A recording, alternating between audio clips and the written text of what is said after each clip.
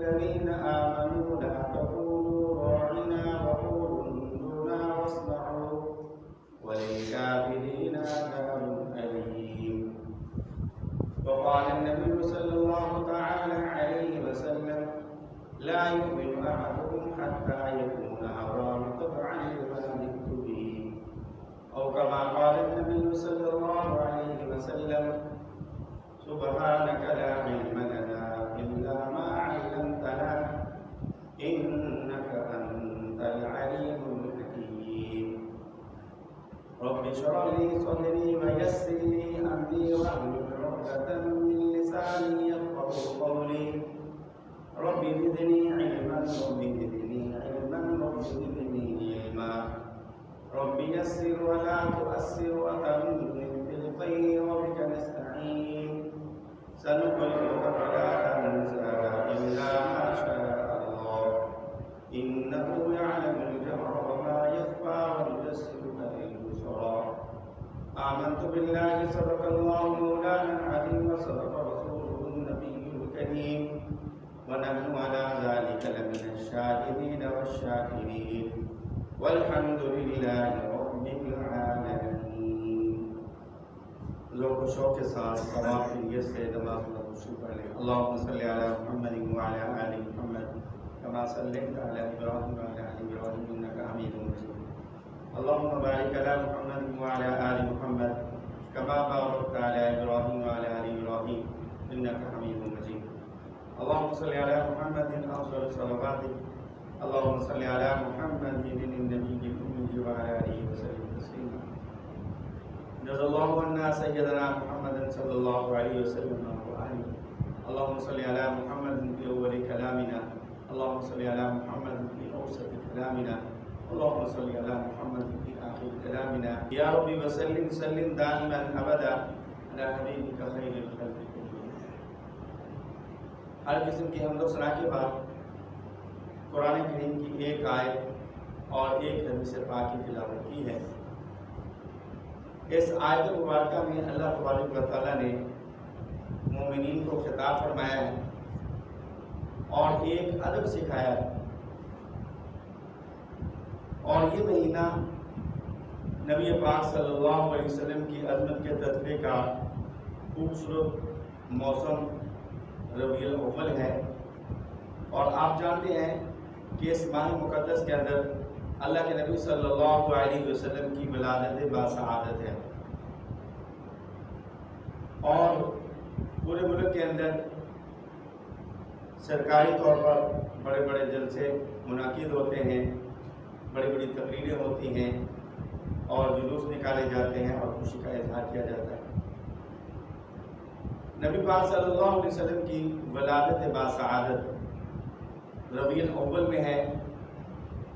جیسے کہ میں نے پچھلے جمعے کے اندر بھی عرض کیا تھا کہ صرف ولادت ہی نہیں بلکہ آپ صلی اللہ علیہ وسلم نے جب 40 سال مکے میں گزارنے کے بعد رسالت کا اعلان کیا اور لوگوں کو یہ خطاب دیا، فرمایا کہ میں اللہ کا رسول ہوں.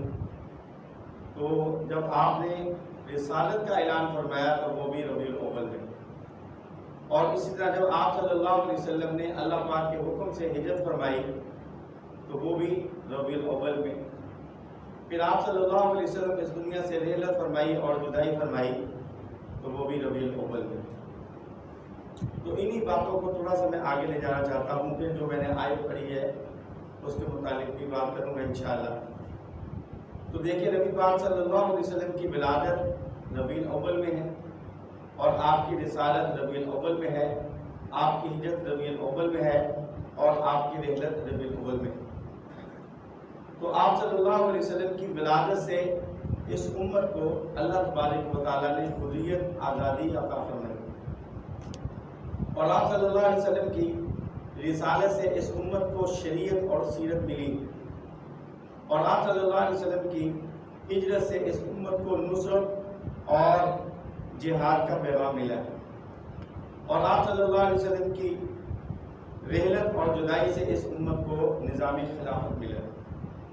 اب تھوڑی تھوڑی ان چیزوں پر میں تذکرہ کر کے پھر انشاءاللہ اس آیت کی طرف آؤں گا. دیکھیے نبی پاک صلی اللہ علیہ وسلم کی ولادت بسعادت پر اس امت کو حریت آزادی ملی۔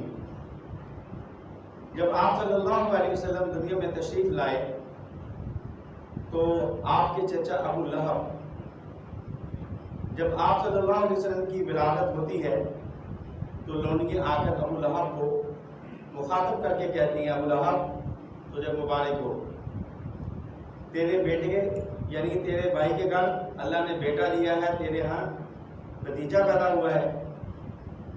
تو عرب کے اندر ایک دستور تھا، اب شاید عرب کے اندر ہے یا نہیں لیکن کتابوں کے اندر ملتا ہے، وہ یہ کہ جب کوئی آدمی آ کر کوئی خوشخبری کی بات سناتا، کوئی پیغام خوش کا دیتا، کوئی خوش کی بات آ کر سناتا تو وہ لوگ اس کو ہدیہ دیا کرتے تھے، تحفہ دیا کرتے تھے، گفٹ اور سرپرائز دیا کرتے تھے کہ تو نے آ کر مجھے خوشخبری کی بات سنائی ہے، خوشخبری سنائی ہے، خوشی کی بات مجھے سنائی ہے۔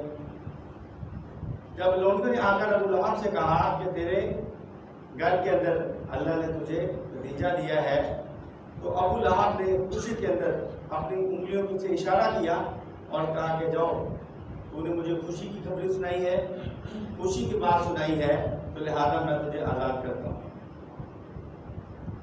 تو یہ ابو لہب نے اس خوشی کے موقع پر، یعنی آپ یوں سمجھے کہ آپ صلی اللہ علیہ وسلم کی ولادت پر حریت اور آزادی ملی ہے، اس لونڈیوں کو آزادی ملی۔ اور علماء نے لکھا ہے کہ آپ صلی اللہ علیہ وسلم کی ولادت باسعادت پر عجیب حریت کے واقعات ہیں۔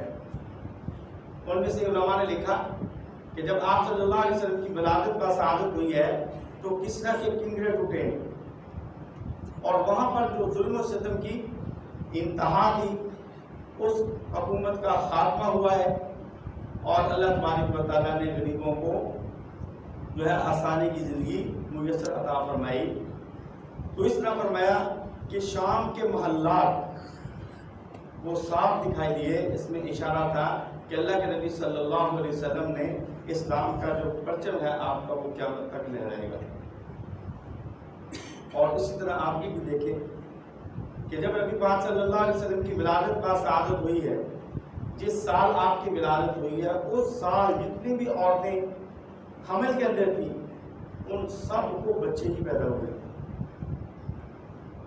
یہ اس لیے کہ آپ جانتے ہیں، علماء سے سنتے رہتے ہیں کہ زمانہ جاہلیت کے اندر لوگ وہ اتنے سخت دل تھے کہ اپنی بیٹیوں کو زندہ دفن کر دیتے تھے، زندہ درگور کر دیتے تھے۔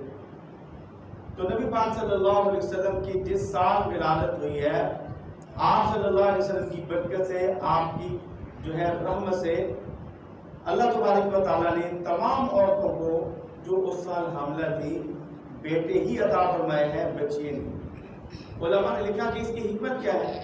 حکمت یہ ہے کہ آپ صلی اللہ علیہ وسلم رحمت للعالمین بن کر آ رہے ہیں۔ یہ آپ کی رحمت کے خلاف تھا، آپ کے تقدس کے خلاف تھا، آپ کی حرمت کے خلاف تھا کہ آپ دنیا کے اندر رحمت للعالمین بن کر آ رہے ہیں، اور جس سال آپ کی پیدائش ہو رہی ہے، بچی پیدا ہوتی تو ان کو زندہ درگور کیا جاتا۔ تو آپ صلی اللہ علیہ وسلم کی رحمت کی برکت سے، آپ کی ولادت کی برکت سے اللہ تبارک و تعالیٰ نے اس سال تمام عورتیں جتنے بھی حاملہ تھیں بیٹے ہی عطا فرمائے۔ تو یہ ہے آپ صلی اللہ علیہ وسلم کی ولادت باسعادت پر کہ اس امت کو حریت اور آزادی ملی۔ اور دوسری بات کہ آپ صلی اللہ علیہ وسلم نے جب اعلان رسالت فرمایا، اس کی وجہ سے اس امت کو شریعت ملی ہے، اور اسی طرح آپ کو سیرت اس امت کو ملی۔ مثلا اللہ تبارک و تعالیٰ نے نبی پاک صلی اللہ علیہ وسلم کی برکت سے اپنی سب سے محبوب کتاب قرآن کریم اس امت کو عطا فرمایا، اور پھر آپ صلی اللہ علیہ وسلم کی برکت سے اللہ تبارک و تعالیٰ نے ام العبادات یعنی نماز اس امت کو دی، اور پھر آپ صلی اللہ علیہ وسلم کی برکت سے اللہ تبارک و تعالیٰ نے روزے جیسی عبادت ان کو دی، حج کے احکام دیے ہیں، زکوٰۃ کے احکام دیے ہیں، نکاح کے احکام دیے ہیں، طلاق کے احکام دیے ہیں، مزارات کے جو ہے احکام دیے ہیں، یہ وکالت کے احکام دیے ہیں۔ کیونکہ جتنے بھی احکام ہمیں ملے ہیں، جتنی بھی ہمیں شریعت جو ملی ہے، وہ آپ صلی اللہ علیہ وسلم کی اعلان رسالت کی وجہ سے اللہ تبارک و تعالیٰ نے ہمیں شریعت عطا فرمائی۔ اور تیسری بات کہ آپ صلی اللہ علیہ وسلم کی ہجرت سے ہمیں جو ہے وہ نصرت اور جہاد کا پیغام ملا۔ جب آپ صلی اللہ علیہ وسلم مکے میں تھے اس وقت تبلیغ تھی، اور جب مدینے میں آئے تو جہاد کا اعلان ہوا، جہاد کیا۔ اور جب مکے میں تھے تو خاموش تبلیغ تھی، لیکن جب مسلمان مدینے کے اندر آئے تو وہاں پر آزادی سے رہنے لگے۔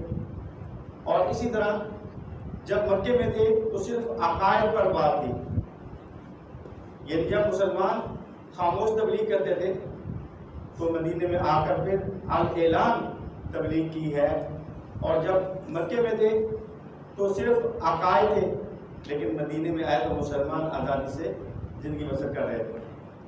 اور یہ بھی دیکھیں کہ جب مسلمانوں نے ہجرت کی ہے اور نبی پاک صلی اللہ علیہ وسلم نے ہجرت کی ہے اور مسلمان مدینے کے اندر آئے ہیں، تو مدینے کے جو مسلمان تھے جن کو انصار کہا جاتا ہے، انہوں نے مہاجرین کا بہت اچھے طریقے سے ان کے ساتھ سلوک کا معاملہ کیا، بڑی ان کے ساتھ فراغ دلی کی اور ان کے ساتھ بڑا اچھا معاملہ کیا۔ تو یہ بھی آپ صلی اللہ علیہ وسلم کی ہجرت کی برکت سے اللہ تبارک تعالیٰ نے نصرت عطا فرمائی۔ یہاں تک کہ جب نبی پاک صلی اللہ علیہ وسلم نے ہجرت فرمائی ہے، آپ مدینہ کے اندر آئے ہیں، تو آپ جانتے ہیں کہ آپ صلی اللہ علیہ وسلم کے پاس اپنی رہائش کے لیے کوئی اپنا مکان بھی نہیں تھا۔ اور جب آپ صلی اللہ علیہ وسلم جس سواری پر آئے ہیں، جس اونٹنی پر آئے ہیں، تو آپ صلی اللہ علیہ وسلم نے فرمایا تھا کہ یہ معمور من اللہ ہے، یعنی اللہ کی طرف سے جہاں جا کر یہ اونٹنی رکے گی وہاں پر محمد صلی اللہ علیہ وسلم اپنا ڈیرا لگائیں گے۔ تو پھر وہ اونٹنی حضرت ابو ایوب انصاری رضی اللہ تعالیٰ عنہ کے مکان پر رکی، اور پھر اس کے بعد اللہ تبارک و تعالیٰ نے یعنی جہاد کا جو پیغام تھا وہ شروع ہوا۔ آپ صلی اللہ علیہ وسلم کے زمانے میں پھر غزوہ بدر ہوا، غزوہ احد ہوا، غزوہ حنین ہوا، غزوہ تبوک ہوا، اور اس طرح غزوہ خندق ہوا، اور اس کے علاوہ اور بھی بڑی چھوٹی جگہیں ہوئی، اور اس کے اندر مسلمانوں کو نصرت ملی کہ نبی پاک صلی اللہ علیہ وسلم جب مکہ سے ہجرت کر کے آئے تھے تو آپ کے پاس کوئی اپنا ذاتی مکان بھی نہیں تھا، لیکن جب آپ صلی اللہ علیہ وسلم دنیا سے رخصت ہو رہے ہیں تو اس وقت 9 لاکھ مربع میل پر اسلام کا پرچم جو ہے وہ لہرا چکا تھا۔ تو یہ آپ صلی اللہ علیہ وسلم کی ہجرت کی برکت سے اللہ تبارک و تعالیٰ نے اس امت کو نصرت اور جہاد کا پیغام دیا ہے کہ یہ نصرت اور ان کو جو ہے اللہ تبارک و تعالیٰ نے مسلمانوں کو یہ انعام عطا فرمایا۔ اور چوتھی چیز کہ آپ صلی اللہ علیہ وسلم نے جب رحلت فرمائی ہے اس دنیا سے، تو اس کی وجہ سے اللہ تبارک و تعالیٰ نے اس امت کو نظام خلافت دیا ہے، یعنی آپ صلی اللہ علیہ وسلم کی یہ خصوصیات میں سے ہے کہ آپ صلی اللہ علیہ وسلم یعنی حضرت آدم علیہ السلام سے لے کر حضرت عیسیٰ علیہ السلام تک یہ کمال کسی نبی میں نہیں جو اللہ کے نبی صلی اللہ علیہ وسلم نے دنیا کو دکھایا ہے۔ مثلا کہ ہر نبی علاقے کا نبی ہوتا، اور میرے اور آپ کے آقا حضرت محمد صلی اللہ علیہ وسلم پوری کائنات کے نبی ہیں، اور ہر نبی اپنے زمانے کا نبی ہوتا تھا، لیکن نبی پاک صلی اللہ علیہ وسلم تمام زمانوں کے نبی۔ اور اسی طرح آپ صلی اللہ علیہ وسلم کی کتاب کا ایک حرف بھی مٹایا نہیں جا سکا، تو یہ خصوصیت اللہ کے نبی صلی اللہ علیہ وسلم کی۔ اور اسی طرح یعنی آپ صلی اللہ علیہ وسلم جب دنیا میں تشریف لائے، باقی انبیاء جب دنیا میں آتے تھے تو آپ کی امت کو آ کر جو عمل کرتے تھے وہ کہتے تھے کہ میری زندگی آپ لوگوں کے لیے نمونہ ہے، لیکن جب تک نبی دنیا میں موجود رہتے تو لوگ ان کے نمونے پہ عمل کرتے، لیکن جب وہ نبی دنیا سے چلے جاتے تو ان کے پاس کوئی نمونہ نہ ہوتا۔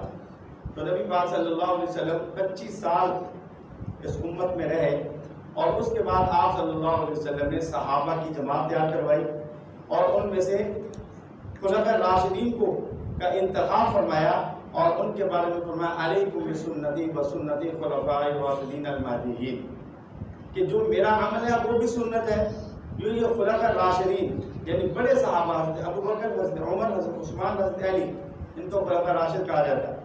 تو یہ جو کام کریں گے وہ بھی آئینی ہی سنت ہوگا.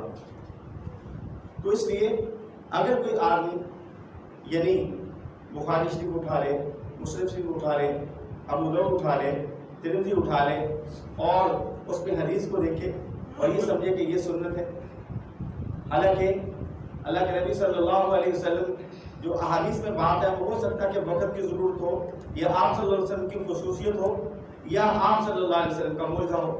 تو اس لیے نبی پاک صلی اللہ علیہ وسلم نے یہ بات سمجھائی کہ میری سنت کو سمجھنے کے لیے احادیث کو سامنے رکھ کر سنت پر عمل یہ نہیں، بلکہ آپ نے میرے جانوں کو خلفاء راشدین کی بات کو سامنے رکھ کر سنت کا عمل کرنا ہے. ہو سکتا ہے یعنی اس کی مثال میں ابھی آپ کو دیتا ہوں کہ آپ صلی اللہ علیہ وسلم نے کوئی عمل کیا اور صحابہ نے اس کو آگے چلا لیا، اس کو کیا، تو یہ سنت ہے. بعض موقع پر آپ صلی اللہ علیہ وسلم نے عمل کیا، صحابہ نے دیکھا لیکن آگے امت کو نہیں پہنچایا، تو فرمایا یہ میری خصوصیت ہے لیکن یہ سنت نہیں. اور اسی طرح اس کی مثال قرآن کریم سے ہے کہ قرآن کریم میں ہے کہ فَانْكِحُوا مَا طَابَ لَكُم مِّنَ النِّسَاءِ مَثْنَىٰ وَثُلَاثَ وَرُبَاعَ، کہ عام مومن کو یہ اجازت دے دی گئی ہے کہ وہ اگر نکاح کرنا چاہے 1 2 3 4 تک کر سکتا ہے. لیکن احادیث میں آتا ہے مسلم شریف کے اندر بھی اور بخاری شریف کے اندر بھی کہ آپ صلی اللہ علیہ وسلم کے 11 نکاح تھے، 2 بانیاں بھی تھیں، سیدہ ماریہ رضی اللہ عنہ اور سیدہ ریحانہ رضی اللہ عنہ. تو آپ اگر کوئی آدمی اس بات کو لے کر کھڑا ہو جائے کہ جی میں نے حدیث میں پڑھا کہ حضور نے 11 شادیاں کی ہیں تو میں بھی 11 کروں گا، یاد رکھیں یہ مسئلہ سمجھا رہا ہوں، علماء سے تحقیق کر لینا کہ 4 نکاح کی اجازت ہے مرد مسلمان، لیکن جب وہ 5واں کرے گا تو یہ اس کا نکاح حرام ہے، کیونکہ 4 کی اجازت ہے اور 4 کا عدد یہ قرآن کریم کے اندر ہے. اور حدیث پاک میں 11 کا نکاح یہ نبی پاک صلی اللہ علیہ وسلم کی خصوصیت ہے، لیکن عام مسلمان 11 نکاح نہیں کر سکتا. اور اس عدد کو کس نے سمجھایا؟ خلفاء راشدین نے سمجھایا. اس لیے اللہ کے نبی صلی اللہ علیہ وسلم نے فرمایا علیکم بسنت، جو میرا عمل ہو وہ بھی سنت ہے، جو میرے خلفاء راشدین جو عمل کریں گے وہ بھی سنت ہوگا. تو 4 کا عدد قرآن کریم میں ہے، احادیث میں نہیں ہے. تو لہذا اللہ کے نبی صلی اللہ علیہ وسلم نے فرمایا جو میں عمل کروں گا وہ بھی سنت ہے، جو خلفاء راشدین کرے وہ بھی سنت ہوگا. اس طرح اس کی مثال اور بھی لے لیں. حضرت عبداللہ بن عباس رضی اللہ تعالیٰ عنہ فرماتے کہ نبی پاک صلی اللہ علیہ وسلم سے 20 رکعت تراویح آپ سے شروع ہوئی، لیکن باقاعدہ طور پر اہتمام جو ایک امام کے پیچھے مسجد میں اہتمام کے ساتھ جو شروع ہوا یہ حضرت عمر رضی اللہ تعالیٰ کے دور میں شروع ہوا، اور اس کے بعد حضرت عثمان رضی اللہ عنہ کا دور آیا، انہوں نے منع نہیں کیا. اور ان کے بعد حضرت علی رضی اللہ تعالیٰ کا دور آیا، منع نہیں کیا. حضرت حسن کا دور آیا، منع نہیں کیا. حضرت امیر معاویہ رضی اللہ تعالیٰ کے دور میں 19 مرتبہ رمضان آیا، منع نہیں کیا. حضرت عمر بن عبدالعزیز رحمۃ اللہ کا دور آیا، منع نہیں کیا. اس لیے کہ اللہ کے نبی صلی اللہ علیہ وسلم نے فرمایا علیکم بسنتی وسنت الخلفاء الراشدین المہدیین، جو میرا عمل ہوگا وہ بھی سنت ہے، جو ان خلفاء راشد جو عمل کریں گے وہ بھی سنت ہوگا. اس لیے امت اسی جو ہے سنت پر عمل کرتی آ رہی ہے. اس لیے کہ حضرت عثمان نے یہ نہیں کہا کہ جب عمر نے کیا میں کیوں کروں گا، حضرت علی نے نہیں کہا کہ عمر نے کیا میں نہیں کروں گا، بلکہ آپ کے حکم کے مطابق اس سنت کو جاری رکھیں. اسی طرح حضرت عثمان رضی اللہ تعالیٰ کا دور دیکھیں کہ حضرت ابو بکر، حضرت عمر حضور علیہ السلام کے دور میں جمعے کی اذان ہوتی تھی. اور پھر حضرت عثمان نے جب دیکھا کہ لوگ زیادہ آ گئے ہیں، آبادیاں بڑھ گئی ہیں، تو پھر آپ نے حکم دیا کہ جو ہے خطبے سے پہلے یعنی پہلی اذان دی جائے، اس میں وقفہ رکھا جائے، پھر دوسری اذان دی جائے. تو یہ جو دوسری پہلی اذان ہے یہ حضرت عثمان رضی اللہ تعالیٰ کے دور میں شروع ہوئی ہے. حضرت علی نے اس کو منع نہیں کیا، حضرت امیر معاویہ نے اس کو منع نہیں کیا. تو یہ اس بات کی دلیل ہے کہ اللہ کے نبی صلی اللہ علیہ وسلم بات فرمائے علیکم بسنتی وسنت الخلفاء الراشدین المہدیین، کہ جو میری سنت ہے وہ بھی اور جو خلفاء راشدین عمل کریں گے وہ بھی سنت ہو گیا. لہذا امت اسی پر چل رہی ہے. تو اس لیے آپ صلی اللہ علیہ وسلم کی رحلت اور جدائی سے اس امت کو جو ملا ہے وہ نظام خلافت ملا ہے. اب اس بات کی طرف آتا ہوں کہ جو میں نے قرآن کریم کی آیت پڑھی تھی کہ یا ایھا الذین آمنوا لا تقولوا راعنا، یہاں پر اللہ تبارک و تعالیٰ نے ایمان والوں کو ایک ادب سکھایا. اس سے پہلے کہ حضرت عبداللہ بن عباس رضی اللہ عنہ جو رئیس المفسرین ہیں وہ فرماتے ہیں کہ قرآن کریم کے اندر 88 مقامات ایسے ہیں جہاں پر اللہ تبارک و تعالیٰ نے یا ایھا الذین آمنوا فرمایا، اور فرمایا کہ یہاں جہاں لفظ آمنو آتا ہے وہاں سے یہ سمجھے کہ اللہ تبارک و تعالیٰ ایمان والوں سے مخاطب ہے، بلکہ فرمایا کہ جب بھی مسلمان قرآن کریم کی تلاوت کرے اور یا ایھا الذین آمنوا کا لفظ آئے تو وہ اپنی توجہ بیائی اللہ کی طرف کرے. یعنی یوں سمجھے کہ آمنو کا لفظ جو ہے یہ ایک تقریر ہے، اور اللہ تبارک و تعالیٰ نے 88 تقریر قرآن پاک میں کی، اور فرمایا کہ جیسے ایک استاد، ایک پروفیسر، ایک ٹیچر اپنے بچوں کو لیکچر دیتا ہے، سبق پڑھاتا ہے، اور شاگرد کو کتنی توجہ کرنی چاہیے، تو اس سے زیادہ بندے کو اللہ کی طرف توجہ کرنی چاہیے جب وہ یا ایھا الذین آمنوا کی آیت پڑھے. یہ سمجھو کہ اللہ تبارک و تعالیٰ مجھ سے مخاطب ہے، اور یہ بھی اس امت کی خصوصیت ہے. یاد رکھیں کہ اللہ تبارک و تعالیٰ نے تورات، زبور، انجیل جتنی بھی آسمانی کتابیں آئی ہیں ان میں کسی نبی کی امت کو یہ آمن کا لفظ استعمال نہیں. ہاں قرآن کریم یہ ملتا ہے یا اہل الکتاب، یہودیوں کا ذکر ملتا ہے، نصارہ کا ملتا ہے، یا قوم اعبدوا اللہ. ہر نبی نے اپنی امت کے بارے میں یہ کہا کہ اللہ کی عبادت کرو. یہ لفظ تو ملتے ہیں، لیکن لفظ آمنو یہ اللہ تبارک و تعالیٰ نے نبی پاک صلی اللہ علیہ وسلم کے صدقے سے اس امت کو دیا ہے. تو فرمایا کہ 88 مقامات میں سے قرآن کریم کے اندر پہلی آیت یہ ہے یا ایھا الذین آمنوا، یہ اے ایمان والو، لا تقولوا راعنا. اب یہ لفظ ذرا سمجھنے والا ہے کہ لا تقولوا راعنا، اے ایمان والو راعنا نہ کہنا. اب یہاں ایک بات سمجھنے والی یہ ہے کہ دیکھو راعنا عین کے نیچے زیر ہے راعنا، لیکن اگر ہم اس کو تھوڑا سا لمبا کر دیں گے تو معنی بدل جائے گا، زمین و آسمان کا فرق آ جائے گا. ابھی میں اس کے تشریح کے اندر جاتا ہوں. تو یہاں پر ایک شان نزول ہے اس قصے کا، وہ آپ کے سامنے عرض کرنا چاہتا ہوں کہ نبی پاک صلی اللہ علیہ وسلم کی مجلس میں، جیسے آپ جمعے کا دن ہے یہاں بیٹھے ہیں اور میں آپ سے گفتگو کر رہا ہوں، میری گفتگو یہاں ہال کے اندر بھی جا رہی ہے اور اسی طرح برآمدے میں بھی ہے، صحن کے اندر بھی ہے کیونکہ لاؤڈ اسپیکر لگا ہوا ہے. تو آپ صلی اللہ علیہ وسلم جب صحابہ سے بیان فرماتے تو آپ صلی اللہ علیہ وسلم کے مجلس کے اندر بس اوقات ایسا ہوتا کہ آپ صلی اللہ علیہ وسلم کوئی عام بات فرماتے، کیونکہ صحابہ کا رش ہوتا تھا، دور تک صحابہ بیٹھے ہوتے تھے. جب کوئی آپ عام بات فرماتے تو صحابہ سمجھ نہ سکتے، تو پھر آپ صلی اللہ علیہ وسلم کو مخاطب کرنے کے لیے صحابہ کرام رضی اللہ عنہ یہ لفظ استعمال کرتے تھے راعنا، جس کا معنی ہوتا ہے کہ آپ ہماری طرف ہماری رائے کیجئے، ہماری طرف آپ توجہ فرمائیں. تو یہ لفظ صحابہ کرام حضور کی طرف جو کہتے تھے تاکہ حضور نبی کریم صلی اللہ علیہ وسلم ہماری رعایت کریں، ہماری طرف آپ کی توجہ ہو جائے. تو آپ صلی اللہ علیہ وسلم کی مجلس کے اندر مسلمان بھی بیٹھتے تھے، منافقین بھی بیٹھتے تھے اور یہودی بھی بیٹھتے تھے. تو لیکن ان کے اندر ایک خاص فرق ہوتا تھا، یعنی منافقین اور یہودی یہ مسلمانوں کے ساتھ صحابہ کے ساتھ جڑ کر نہیں بیٹھتے تھے، الگ بیٹھتے تھے. اور قرآن کریم نے اس کا ذکر کیا ان الذین فرقوا دینہم وکانوا شیعا، یعنی جو الگ بیٹھتا ہے اس کو شیعہ کہا جاتا ہے عربی زبان کے اندر. تو کہا کہ یہ لوگ الگ بیٹھتے تھے، الگ ان کی ٹولیاں ہوتی تھی. تو ہوا یوں کہ جو منافقین تھے وہ لفظ راعنا، یعنی جو لفظ عین ہے اس کے نیچے زیر ہے، یعنی اس کو ہم عربی زبان کے اندر کہتے ہیں متحرک، یعنی اس متحرک لفظ کو لمبا نہیں کیا جاتا. جیسے آپ نے قاعدے میں پڑھا ہوگا حمزہ جیبی حمزہ پیش ہو، لمبا نہیں کرتے. لمبا کرنے کے لیے حروف مدہ استعمال ہوتا ہے، یا کھڑی زبر یا چھوٹی مد یا بڑی مد، اس کو لمبا کیا جاتا ہے. لیکن حروف جو متحرک ہے ان کو لمبا نہیں کیا جاتا. تو اب دیکھیں راعنا، اگر ہم اس کو لمبا کر کے نہ پڑھیں اس کا معنی ہوتا ہے کہ آپ ہماری رعایت کریں، اور اگر اسی لفظ کو عین کو کھینچ کے پڑھیں گے راعنا تو اس کا معنی الٹ ہو جائے گا، زمین و آسمان کا فرق آ جائے گا. تو اس لیے قرآن کریم کو جو ہے پڑھنے کی کوشش کریں، جو ماہر ہے قرآن کا ان سے آپ رابطہ رکھیں، اس میں شرم محسوس نہیں کریں. دنیا کے معاملات میں ہم شرم محسوس نہیں کرتے، بار بار پوچھتے ہیں، بار بار آپ کھیتی باڑی کرتے ہیں پھر بھی مشورہ کرتے ہیں، لیکن قرآن کے بارے میں صحیح پڑھنے کی کوشش کریں. جو نہیں پڑھے ان کو چاہیے کہ وہ پڑھنے کی کوشش کریں، چاہے آپ کی عمر 70 سال ہو گئی ہے، لیکن قرآن پڑھنے کی کوشش کریں. اور جو پڑھے ہیں وہ بھی بار بار سنائیں تاکہ ان کی زیر زبر کی غلطی وہ نکل جائے. اس لیے کہ چھوٹی سی غلطی سے معنی کے اندر زمین و آسمان کا فرق آ جائے. اگر وہ منافقین جو ہے وہ لفظ رائنا عین کو تھوڑا سا کھینچ کے پڑھتے تھے. اب اس کا معنی کیا ہے؟ اس کا معنی ہوتا تھا وہ ہماری بکریوں کے چرواہے ادھر دیکھ.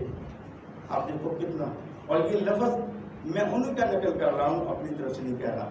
صحیح بات، تاکہ سمجھانے کے لیے کہ یہ رائنا کا وہ معنی کیا مراد لیتے تھے. تو وہ آئین کو ذرا کھینچ کے پڑھتے تھے جس کا معنی الٹ ہو گیا. اگر بغیر کھینچ کے پڑھیں گے تو اس کا معنی ہوتا ہے کہ آپ ہماری رعایت کریں. آپ دیکھیں زمین و آسمان کا فرق آ گیا معنی کے اندر نہیں آ گیا. تو وہاں پر حضرت عبداللہ بن مسعود رضی اللہ تعالیٰ بیٹھے ہوئے تھے. جب اس منافق نے یا یہودی نے یہ لفظ کہا، اب منافقین کی زبان میں اس کا معنی یہ تھا کہ ہمارے بکریوں کے چرواہے ادھر دیکھ. اور یہودیوں کی زبان کے اندر جو عبرانی ان کی زبان تھی اس کے اندر اس کا معنی تھا اس شخص کو کہتے تھے جو فاطر العقل ہو، جس کی عقل سلامت نہ ہو، جسے کوئی سمجھ بوجھ نہ ہو، اسے وہ رائنا کہتے تھے. تو جب یہ لفظ حضرت عبداللہ بن مسعود رضی اللہ تعالیٰ عنہ نے سنا، فوراً جا کر اس یہودی کے گریبان کو پکڑا اور زور سے تھپڑ مارا اور کہا او کمینے، ہمارے ہوتے ہوئے جو نبی پاک صلی اللہ علیہ وسلم کی شان میں گستاخی کرے ہم کبھی برداشت نہیں کرتے، اور یہاں سے اس کے دفع ہو جو آئندہ اگر تم اس مجلس کے اندر آئے تو یاد رکھنا میں تمہاری گردن اتار دوں گا. اب جو آدمی جھوٹا ہوتا ہے یا تو وہ شور ڈالے گا، یا وہ قسمیں کھائے گا، یا وہ رونا شروع کر دے گا. یہ جھوٹے ہونے کی علامت ہوتی ہے. اب اس آدمی نے شور ڈالنا شروع کر دیا. جب شور کی آواز آئی تو آپ صلی اللہ علیہ وسلم نے فرمایا کیا ہوا؟